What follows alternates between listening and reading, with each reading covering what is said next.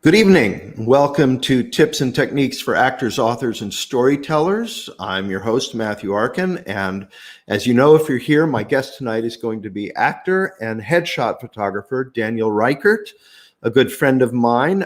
Before we begin and I bring him into the studio, just want to remind everybody to please subscribe to this channel. And when you do, remember to hit the bell icon so you get notifications of all of our upcoming live streams. I do this other show on Wednesday nights with my brothers. Tonight will be the first night that my brother Adam is joining us. My brother Anthony, it is the Arkin Brothers Talk About Movies. And this Wednesday, we will be discussing Carlito's Way. So my guest tonight is Daniel Reichert. Daniel, hey, welcome to the show. Hey, thanks, Matthew. How are you? I'm good.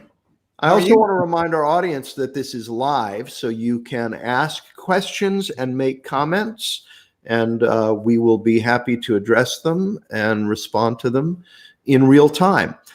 Daniel, a little bit about you. You grew up in, actually, I was very jealous and enraged when I read this, that you grew up in Williamstown, Massachusetts, because ever since I was in college, I have felt that Western Massachusetts is where God would go to retire. It is just I was really lucky. Yeah, it was a great town to grow up in. Breathtakingly beautiful parts of the country. And then you went to Vassar College, and I was also jealous when I read that because Wait, you're continuing. You're freezing from time to time. Am I freezing as well? A little bit, but you know, they froze occasionally on the Emmys last night, so we're in good company.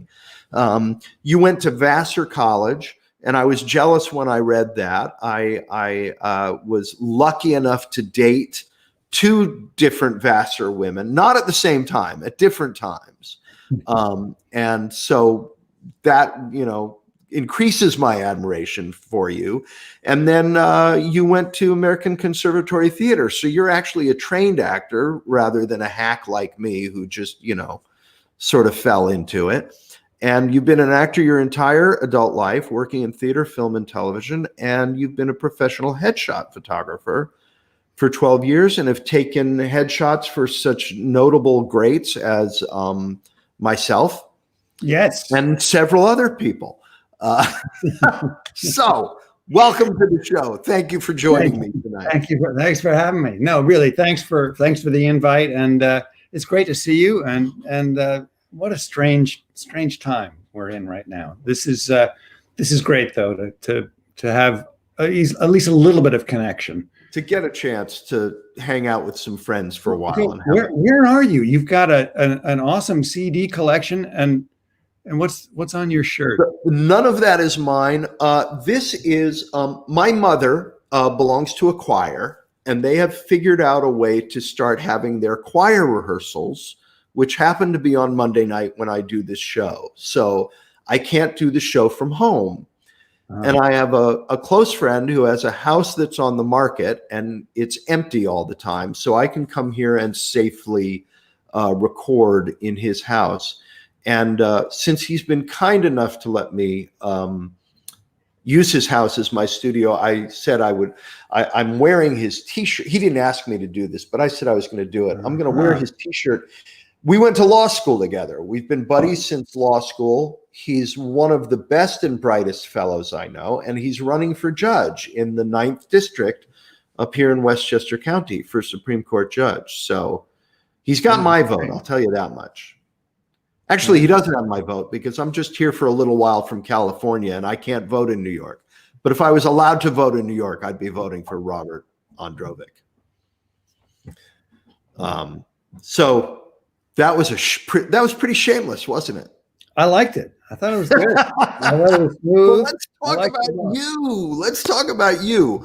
All right. You are an amazing actor. I've gotten to see much of your work down at South Coast Rep, which is a place that you and I have both been lucky to be associated with. Very lucky. And you're also, are you involved with Antius, or do you just know all those folks? I just know all those folks, and I photograph a bunch of them. A lot of them.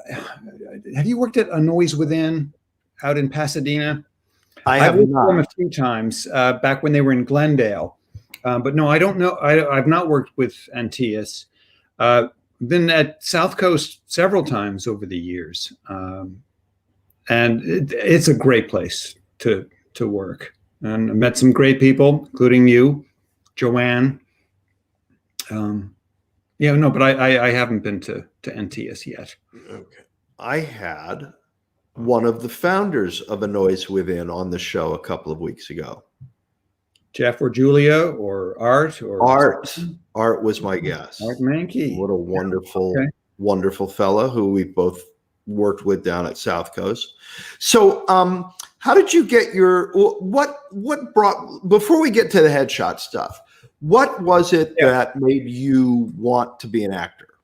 And this is a topic I like to explore with people because a lot of people have a way into it that then ends up not being why they do it when they're older. You know, their reasons and attachment changes over time for some of us. So what was it that made you first say, that's what I want to do?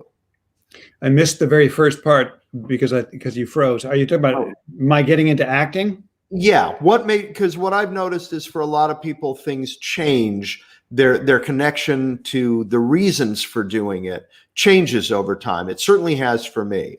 The reasons I do it now are very different than the reasons I was initially attracted to it.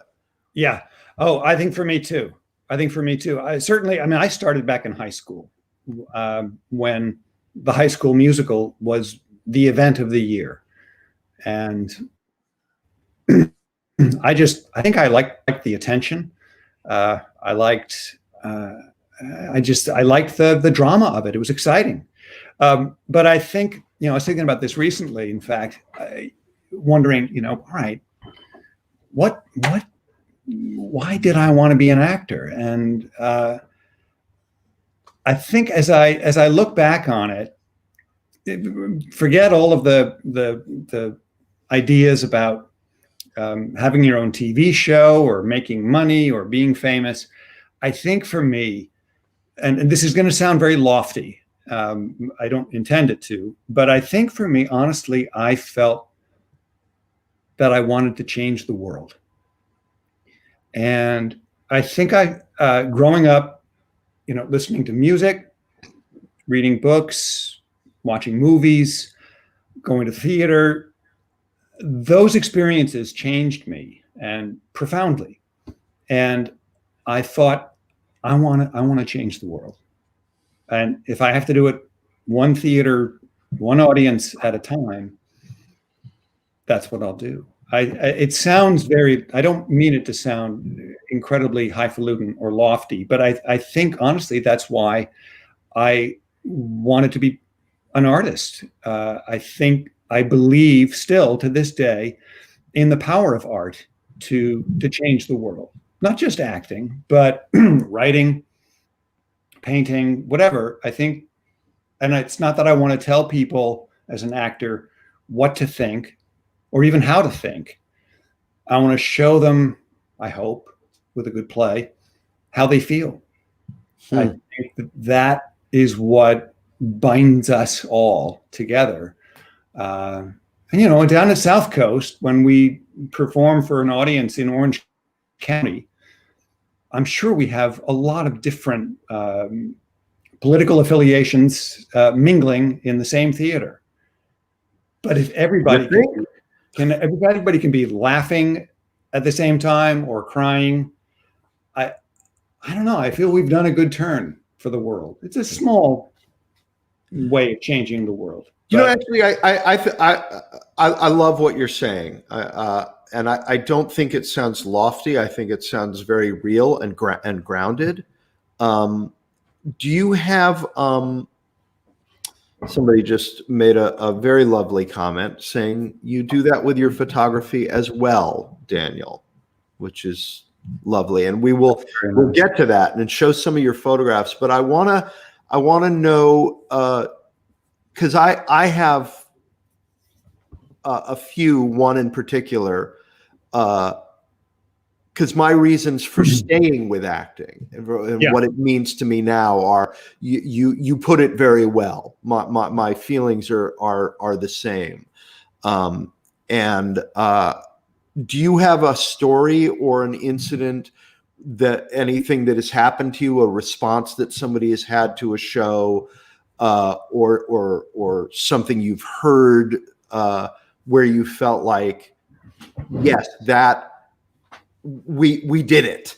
We changed somebody woke up, or somebody was moved in the way that, because I had something happen to me several years ago that made Tell me what happened. And it's the kind of thing, back to what you said, it's not anything I can take credit for. It's, we happen just to be part of some show, we do this show and hope that it goes out there into the world and does something.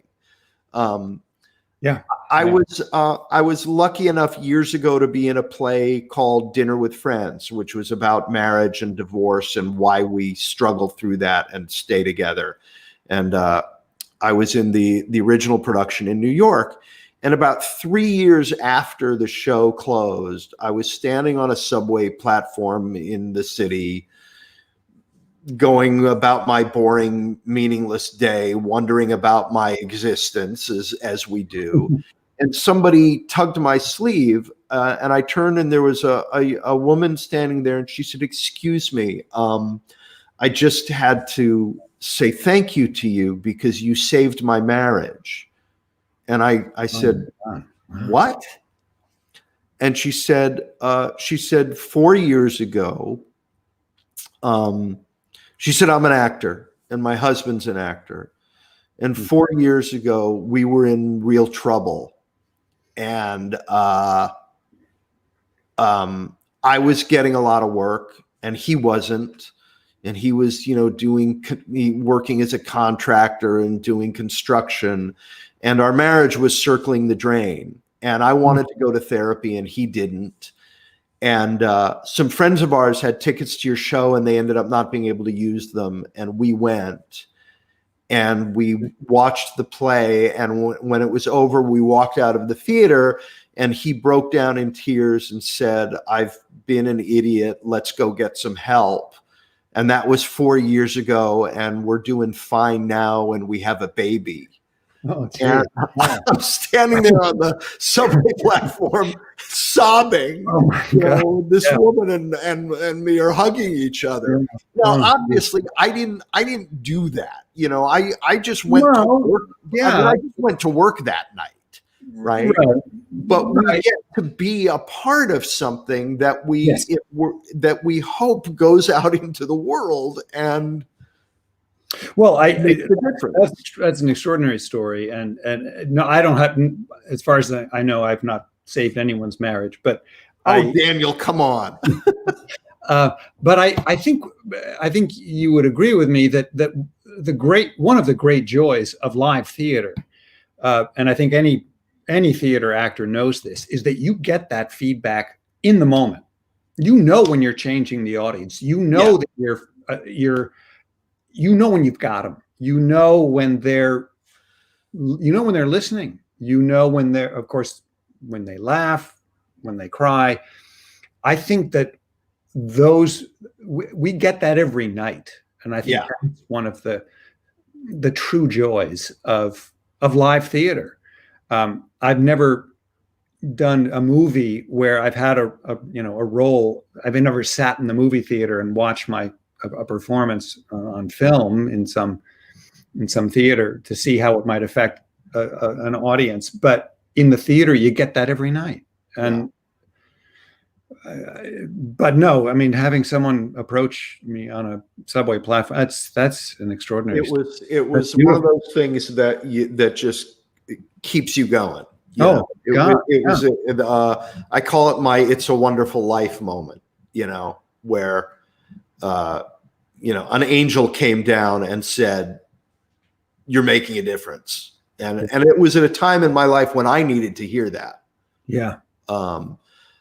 I do have to say, though, that I have been in some plays where I'm painfully aware that we are not changing the audience. There's that danger too. Absolutely. Absolutely. Yeah. I've been in a few of those. Yeah, I think we all have, but that just makes the good ones all the more pleasurable. So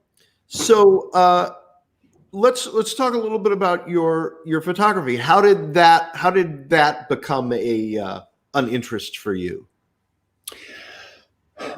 It really started. Well, I've always loved photography, and of course, when my daughter was born, I started taking a lot of pictures. But it was about 12 years ago. I felt that as an actor, that whenever I booked a headshot session, I was filled with a kind of dread. Maybe dread is too strong a word, but yeah, no, not for me. I kind of dreaded it. I was a little bit excited, but mostly I was nervous, and I didn't know anything about photographers or how to get my picture taken. And I remember at graduating from ACT with my MFA. We had extraordinary training in all kinds of theater technique and different approaches to acting, and of course, scansion and phonetics and ear training and jazz dance, ballet, movement, all that stuff. No one tells actors or teaches actors how to get your picture taken. If I had asked any of my teachers, they would have said, I don't know, don't ask me. I hate it. And I thought to myself, this is really a shame. There are so few things in this business of theater / film / television. There are so few things really that actors can control. So much is out of our hands. Right. I mean, you might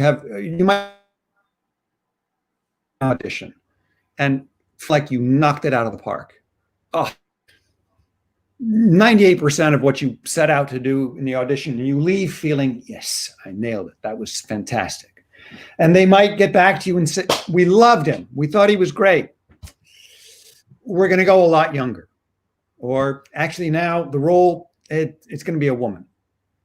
Okay, well, that's out of your hands. You can't control that stuff. All you can control is the work that you do in the audition, in that room. That's your job. After that, it's out of your hands. You hope that they want to use you, but you can't control that. And I thought, geez, getting our pictures taken. And I talked with lots of actors about this. I didn't talk to anybody who really loved getting their pictures taken. It was always, I have to get new pictures. My agent says I need new pictures. I guess I have to get new pictures. There was no joy in it. There was no pleasure, no excitement in it. It was a chore. I thought, now this is a shame. This is something that as actors, we should be able to have some control over, or at least improve our odds of liking our pictures. But no one tells us how to do it. We're sort of supposed to know magically how to sit in front of a camera. In fact, a lot of people, when I tell them that actors are often very nervous sitting in front of a still camera, they say, really? I thought actors loved that kind of thing. I thought they loved attention. I said, well, actors love playing a part. They love playing a scene. Give me a great role to play. Sure. Give me some lines. But to sit in front of a still camera and somehow share something of myself. Yeah. I hate it. How do you do that? Yeah. And I thought, all right, this has to change. This is a real shame. There's so few things that we can control. But I used to just go to a photographer and I would just be crossing my fingers, hoping that I slept well that night before, hoping I didn't have some breakout and blemishes all over my face, hoping I had a good hair day, hoping I liked the photographer, hoping I got some good photos. Of course, this is back in the day. I personally love that I don't have to worry about the good hair day anymore. Well, you know, we worry about all sorts of things, but we don't feel that we have a lot of control over it. Yeah. And as they say in the biz, hope is not a plan. Right. And I thought, boy, we really, as actors, we need a plan. I mean, how do I improve my odds? Pause. Of liking my photos. What do I do? How do I sit? Where do I look? What do I think? How do I do this?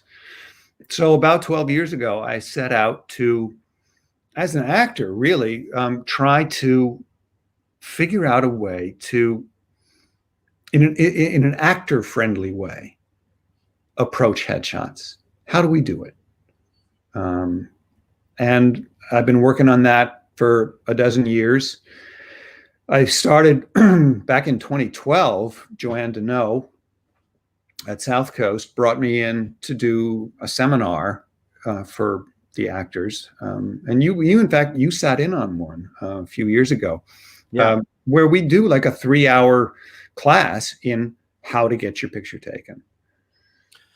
And I've had my picture taken by you, and I've been doing this since I was 8 years old. So it started when I was 8. When I was 27, somebody told me I needed new headshots. Yeah. No, but I mean, you can imagine in 52 years how many times I've gotten my headshots taken. Yeah. And the last time was with you. And it was the first time in 52 years that I enjoyed the experience. You're due for more, you know. Yes, I know. Got to get you back in the studio because I'm balder now. So I will be back in the studio as soon as you and I are both back in LA. That's right. I'll get in there for the new ones. All right. But it was the first time. I mean, I've had headshots that I was happy with before, but it was, as you said, it was luck. It was, they blasted away and took 500 pictures, and there was one of them that I could tolerate, or that I thought was good, as opposed to my session with you, where I had an embarrassment of riches to choose from. And not only did I have an embarrassment of riches to choose from, but I chose several to use for different things. I use a completely different one for my website and for my teaching than I use for anything else. And you really just captured what I was most comfortable with about me and what I have to offer and say as an actor. Sorry, you froze a whole bunch of times there, but I think you were talking about our session together. Yes. And the number of shots that you got, and that you felt like yourself during the session. Yeah. Did I get that right?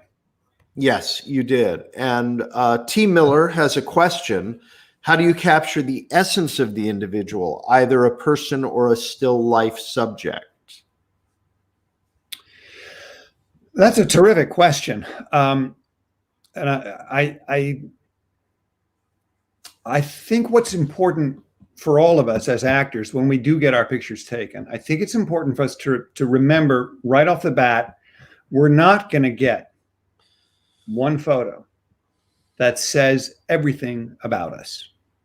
I mean, I could take 1,500 photos of you, Matthew, and you could carry around a huge portfolio of them.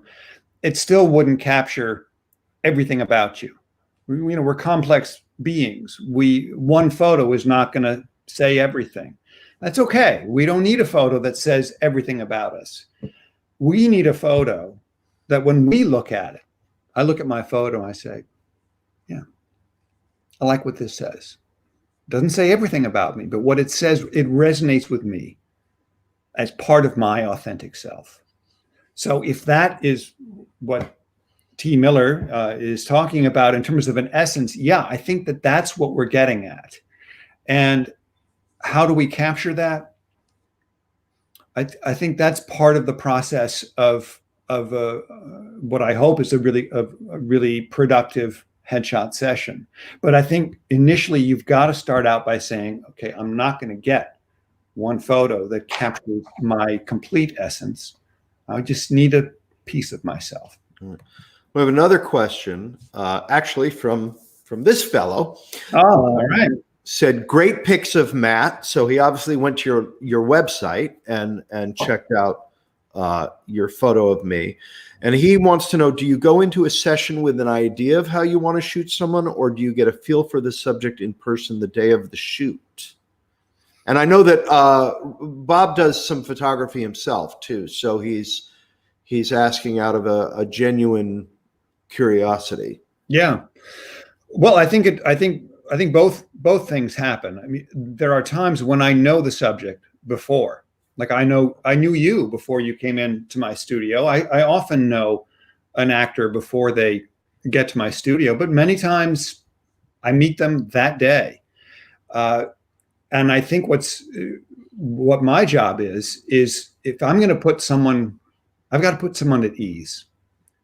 If I don't know them, I need to make them feel comfortable in a very short amount of time. I'm asking them to share something of themselves in what is actually a rather intimate way with a camera in front of me. And I need to be able to put them at ease and collaborate with them in the truest sense of the word, that they feel that they can be safe, they can trust me, and they can be themselves in that moment. Well, if I can give you a piece of advice, then the next time I show up, a pastrami sandwich will go a long way. Fair enough. I'll have one ready. Putting me at ease and helping to capture the essence of myself. Well, you know, it's a good question in that it leads to a bunch of I think issues that actors have to address before they get their pictures taken. I had a client arrive not too long ago, and she arrived. She said, "Daniel, I have to tell you, I take a terrible picture." I said, "We can all take a terrible picture, all of us. The most beautiful people on the planet can take a terrible picture." I'm sure that Marlene Dietrich's publicist had to hide photos from Marlene lest she see them and freak out. We can all take a terrible picture. But if we go into a headshot session with the idea that I take a terrible picture or I'm really unphotogenic, well, guess what? That's the kind of energy you're going to share in a session. You're going to share that sense of guardedness or embarrassment or resentment that you have to get your picture taken. Same thing is true in an audition. I mean, if you go into an audition saying, "God, I suck at auditioning. I'm terrible at auditioning. Yeah. Why can't they just give me the part? Why do I have to audition? I'm terrible at it." Well, you're going to leave that audition saying, "Yep, I knew it. I'm terrible at this." Yeah. It becomes sort of a self-fulfilling thing. Anyway, yes. Well, T. Miller is asking, he wants to know, he or she, I'm not sure, wants to know, are you then able to put the person at ease because you know what they're going through because you're an actor as well? Does that help? So. I hope that that's the case. Yeah, that's because I practice myself, and I know how stressful it can feel to sit in front of a camera, and where we carry our tension in our faces and in our eyes. And I want to give actors as many technical tips as they can stand to help them get through that nervousness and that.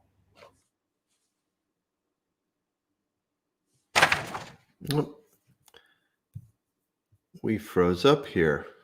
There you are. There you are. You're back. To help them get through that nervousness. Yeah. I mean, 98% of my clients, when they arrive, they're nervous, at least. Many of them are dreading the process. So if an actor comes feeling nervous, trust me, they're not alone. Right. They are not alone. Bob wants to know, says he needs to ask, Canon or Nikon? I shoot Canon, but they're all good cameras. They're all good. They're all good. They're really no bad cameras, only bad photographers. Now, there's something I want to explore a little further that you mentioned before. You said something about the things that are out of control for us when we go into an audition. And you said something about, where you go into the audition and you hit it out of the park, and they said, you were amazing, but we've decided to go, we're making the character a woman. And you said that that's out of your control. But, here is, wait, that's not what I wanted to show. Yes, this is what I wanted to show here. Wow. This is what every actor needs, I believe, a composite photo. And here I am as a woman. So, there you go. Wow, that's quite a collection. Matthew. Isn't that quite a collection? That's tremendous. So I obviously don't use that professionally. Those are some photos from various things that I thought every actor needs a composite. Absolutely. So I put that together. Sure. The composite is truly a thing of the past, though, isn't it? Or is there still any it is. Every now and then something similar happens. We keep freezing. For those who don't know, it used to be that on the back of your main headshot, you would have 3 or 4 smaller photos of you, with grime on your face, dressed as a fireman, or with round glasses and looking like a professor. Right. Fortunately, we don't really do that anymore. Though I will say, every now and then, an actor comes in and their manager or agent has told them photo. Okay. They need to look like a doctor, and they arrive with a white lab coat and a stethoscope. Well, because we have somebody who sent something in and they wanted your professional opinion and feedback on it. So if I could share it with you, let us know. Let us know what you think of this one here.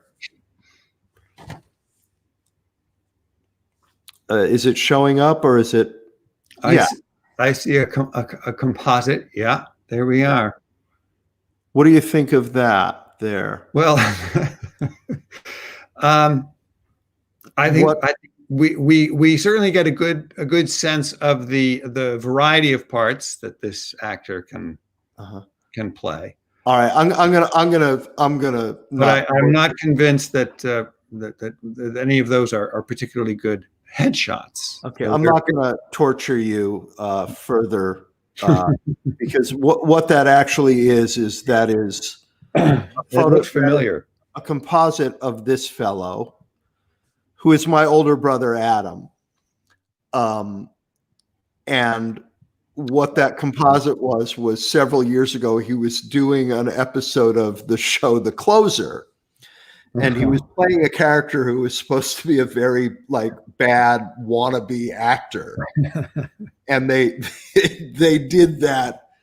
That's perfect. A photo shoot to do that composite of him. And when I knew I was going to be interviewing you, I called him and I said, "Can I use your composite?" That's the kind of embarrassing composite that used to exist. It's pretty terrible. Fortunately, it seems to be going extinct. I was sitting in an audition about 10 years ago. I was sitting in an audition, and there was a very elderly woman sitting next to me, and she had her composite on her lap. And I was looking down at her composite and thinking, oh, how sad, because it was photographs of her much younger and in the variety of poses and outfits similar to the one we just looked at with my brother. And then I noticed that in one of the photographs, she's dressed as a widow with a veil. And then I realized that standing next to her, supporting her, holding her arm, was me. Oh my golly! Wow. At the age of 15, to give you an idea of how old this photograph of her was. And it was from an episode of Kojak that I did when I was 15, and she was an extra playing, basically playing my mother at this wedding. No lines, but I'm helping my mother down the stairs at the funeral of my father, and then she wanders off. And she had taken a screenshot of it, and that was part of her composite. And to me, that's what composites speak of, a desperation. I'm sorry, you froze for a second there. I said that to me, that's what composites often speak of, is a desperation. And that thing that actors do of saying, hire me, I can do absolutely anything. Yeah. You know, I think we all fall into that. I certainly did. When I first got to Hollywood, I didn't know anything about the business at all. I let my agents choose my 2 headshots.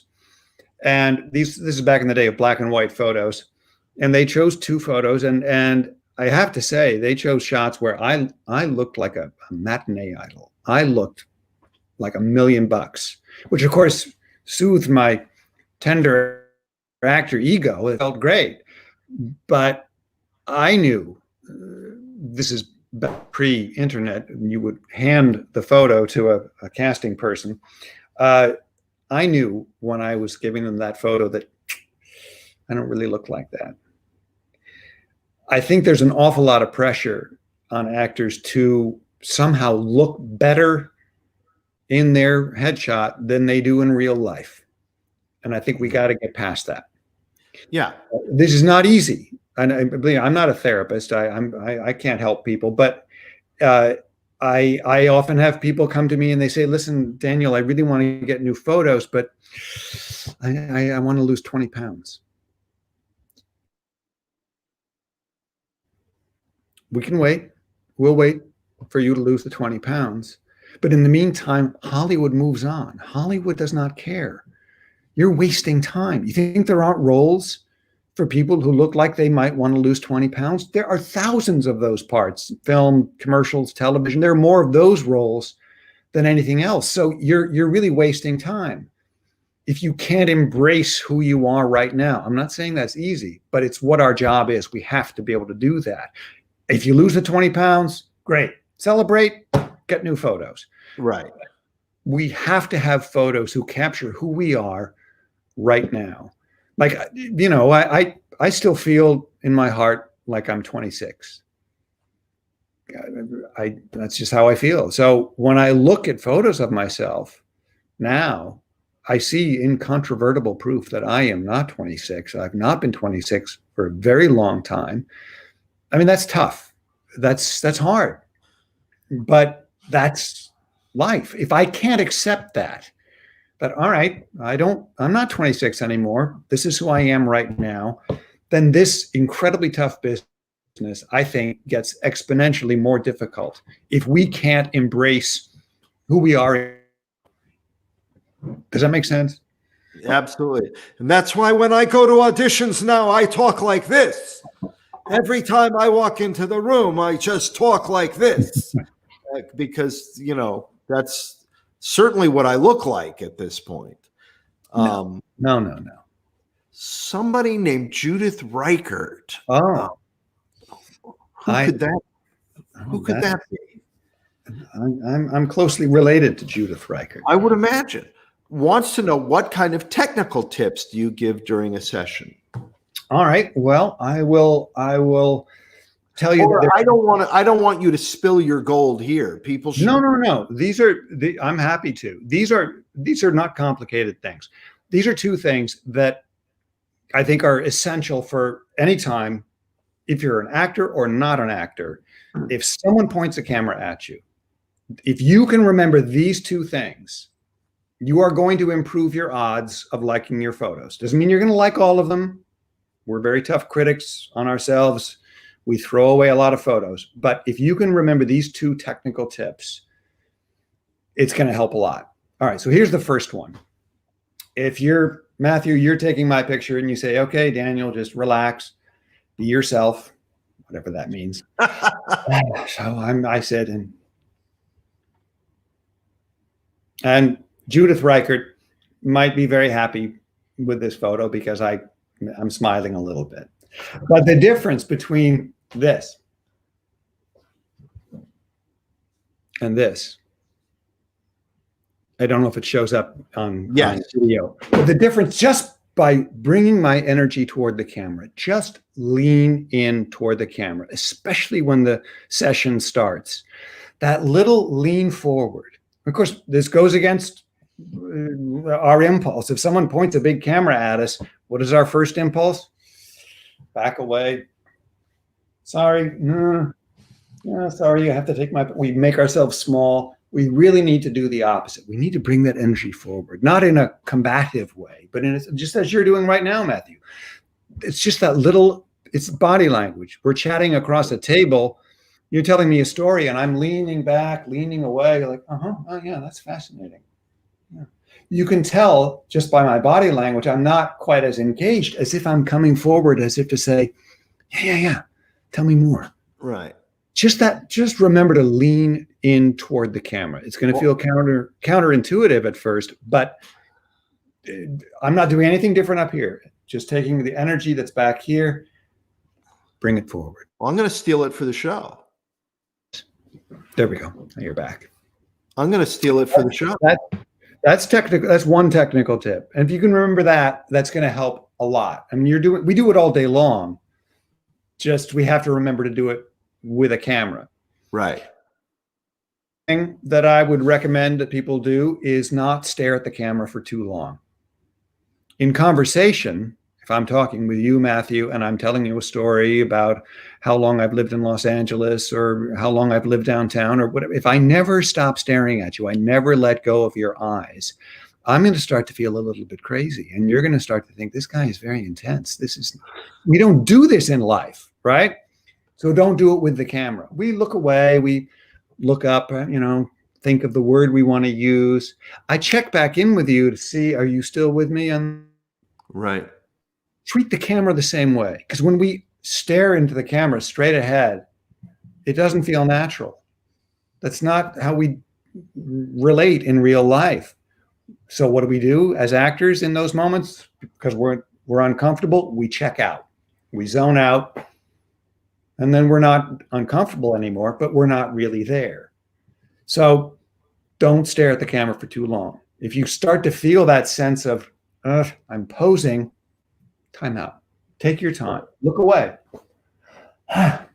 Don't look at the camera until you are ready. Boom. Right. Boom. And I remember from the session, you would have me do that repeatedly. And you were always ready to out of our heads. It gets us we think too much. We think a lot as actors, or not just actors, anybody getting the picture taken. They're thinking too much, and that gets in our way. And the idea of not staring for too long just keeps you a little bit more fresh in the moment. Right. Bob wants to know, since everything is digital these days, do you show your subject photos during the shoot to get instant feedback, or do you prefer to control the session and show only after the post? You've paused. That's a good question. I offer clients the opportunity to look at their photos. Most people don't want to. And I respect that. I feel like, let's not focus right now on the product, on the photos themselves. Let's just focus on the process. Because if you look at the photos and you suddenly start judging yourself or thinking too much, it's going to get in your way. And it's probably best not to look at them until later. Right. That's my sense. Let's look at some of your work here. Let me see if I can find the the one that we want. Hold on a second. I need to jump down and find exactly what it is we want here. Just give me one sec. Not that one. Here we go. I'm going to open I'm going to open a whole bunch of them up for us to look at here. There we go.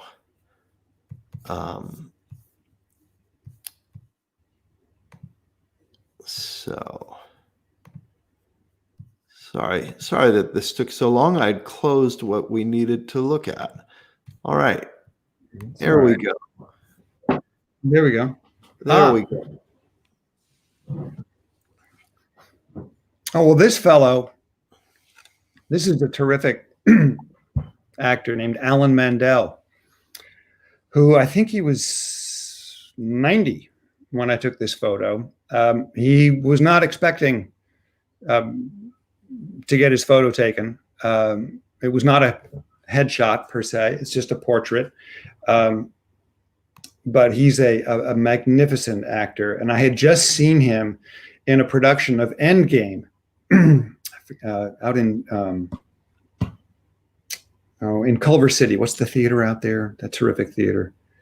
The Kirk Douglas? Yeah, I think that's where it was. Anyway, Alan starred in it and directed it. And he had actually worked with Samuel Beckett. And it was just, I feel like I don't need to see Endgame again. It was perfect. Oh. And so he was just a wonderful guy to get in front of my camera. And we have this gentleman.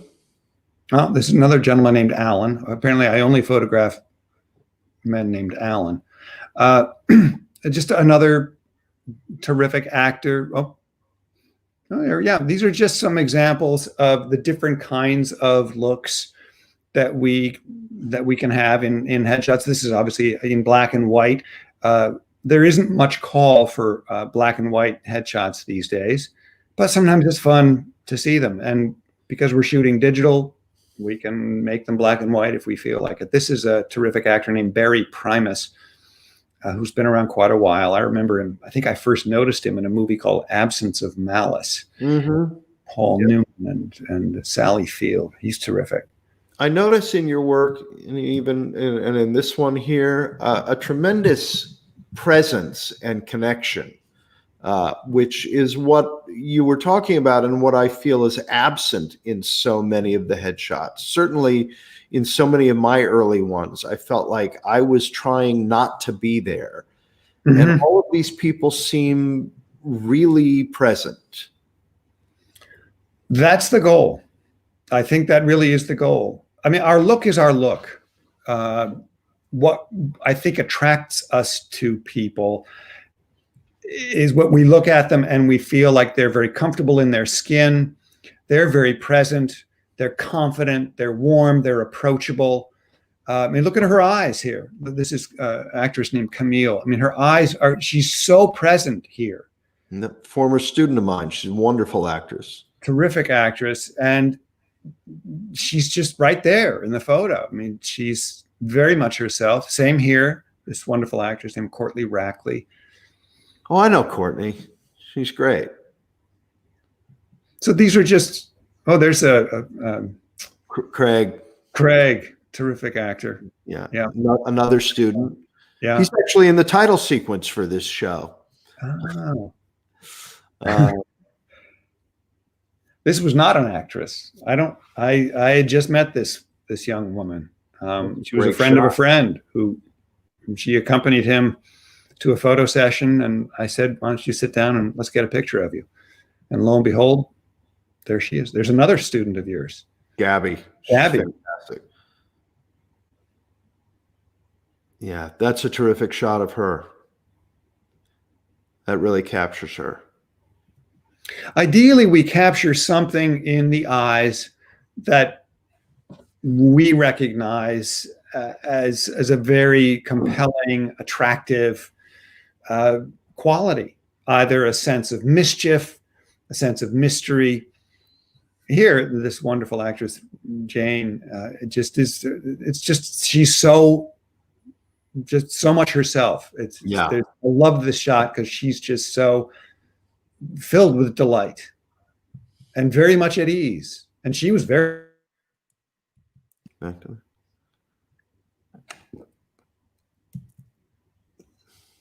Julia, Mm-hmm. another former student, also a wonderful actor. Yeah. Terrific face. Just beautiful. These are great. Kelly is not an actress. She's a writer and producer, but just a terrific energy, I thought. And again, she hadn't any acting training, but we established a really nice rapport right away. And I was delighted that she shared something of herself in this shot. I think it's really lovely. This is great work, Daniel. Thanks. This is Leah Thompson. Baron. Whole lot of movies. Leah is someone I've known for many years and had a huge influence in my life. She didn't know it at the time. I was an actor up in San Francisco, a theater actor, and she was doing a production down in LA at the Pasadena Playhouse of Bus Stop. She was playing Sherry, or Cherry, as known in the play. And I came down to LA. I didn't know LA at all. I came down to LA for an audition, and I got to meet Leah. And she had final say in the casting of the role of Beau opposite her. And I was fortunate enough to be chosen by her. And as a result, I moved to Los Angeles, and I got to know her. I have to tell you, she is just the most genuine, lovely person. And clearly she chose you because you look like a matinee idol. I tell you, in the audition, I was surrounded by these other young men from Hollywood who all looked like young Marlboro men, with chiseled jaws. And I was this long-haired actor from San Francisco. Fortunately, Leah could picture me with, short hair and cowboy boots. But anyway, she's a delightful person, and I was thrilled when she contacted me to take her photo. And in fact, probably at the time that I met her, I think she was maybe 29, and I think she just found out that she was pregnant for the first time with her daughter Zoe Deutsch, right? Who's now about the same age. Wow! But she's just a delightful person, and now there's a portrait of the artist as a young man. This handsome fella. This guy who needs new headshots. No, but this. I mean, it's time for you to get new headshots, but this still captures who you are. Yeah, no, it's been a few years, but this looks like you, and this captures your essence or part of you anyway, don't you think? I mean, I love the shot of you. We could actually stick with this one and just airbrush some of the hair out. Yeah, it's a terrific shot. Oh, Nicole. This is a lovely commercial shot. I think a dynamite young actress, Nicole Weber. She's just a real treat to work with. Yeah, she's terrific. Wow, these are great, Daniel. So you did there's just a nice variety of the looks and faces that I am lucky enough to get into my studio. Well, let's show something of a different kind of work that you do, this is just a stunning photograph. There we go. This is a promotional photo that I took.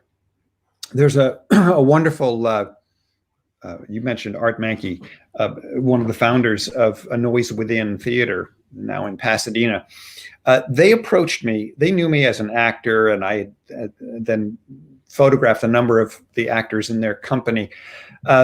they approached me because they needed production photos. They needed promotional photos for their shows.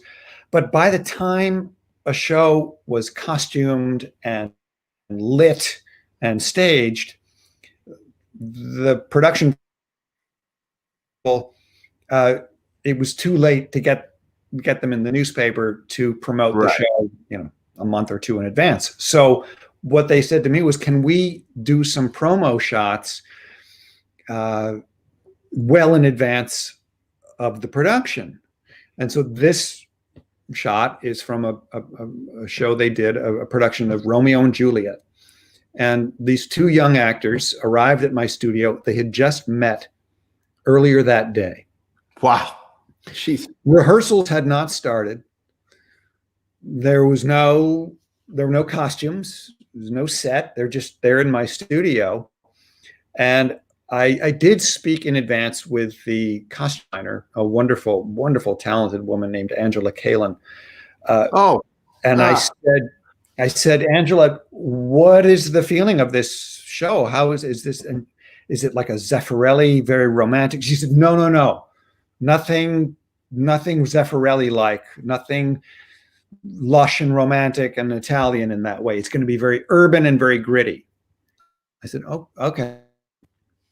So I got the two actors there. They had no costumes, so they weren't wearing much. And they, we got some nice photos of them, but they looked a little too nice, a little too clean.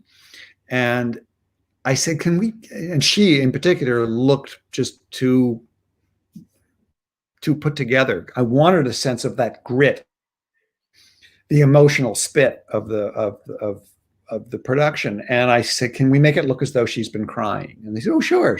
So they just made her eyeliner or mascara, whatever that is, run down her face. And I said to the two actors, I said, look, I know you guys just met, but you're playing Romeo and Juliet. So you guys are going to have to look like you're nuts about each other. So they embraced, and they kind of kissed. And I said, look, I said to the actress playing Juliet, I want you to bite his lip.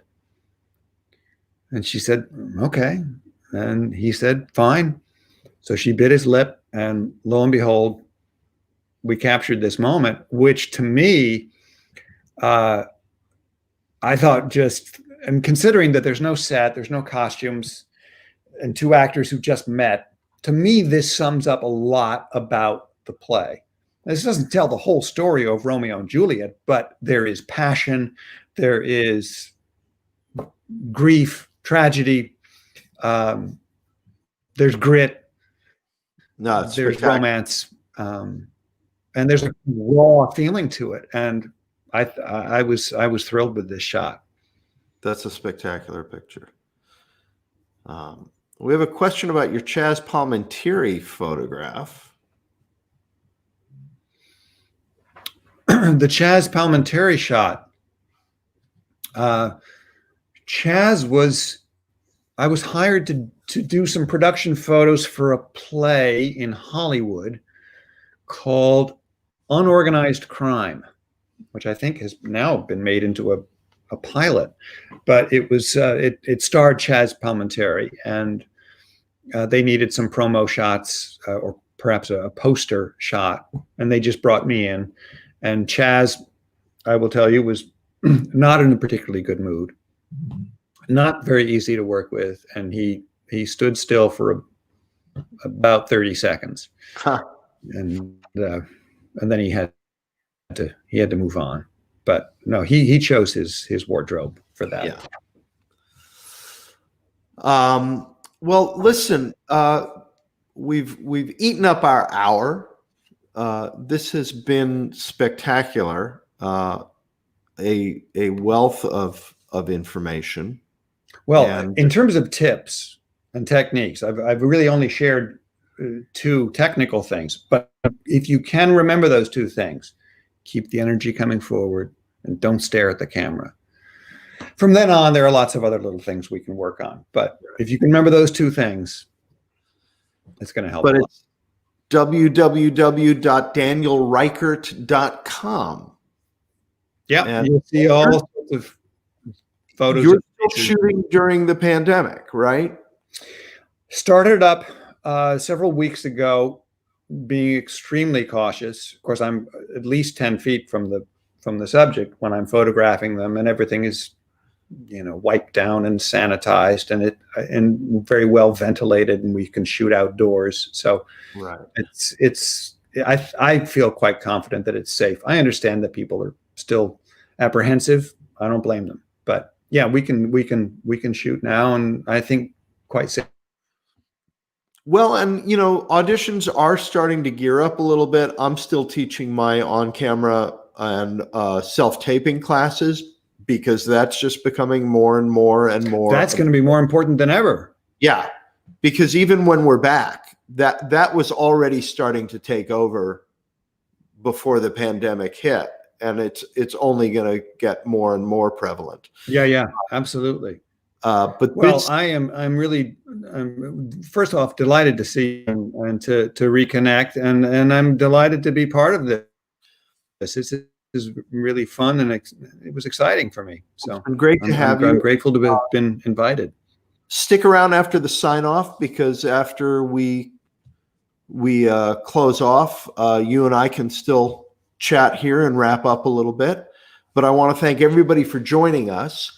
And I hope you found the information as useful as I did and do. And remember to subscribe to this channel and click the bell icon for notifications of all of the upcoming live streams. And join us on Wednesday night at 10 Eastern, 7 Pacific for the Arkin Brothers Talk About Movies. My brother Adam will be joining us for his premiere episode, and we'll be talking about Carlito's Way. So you've got all of the rest of tonight and all day tomorrow and all day Wednesday to watch it, so you can join in the conversation about 1993's Carlito's Way. And again, Daniel, thank you. Oh, thank you much for coming in, and I will talk to you in a little bit. All right. Good night, everybody.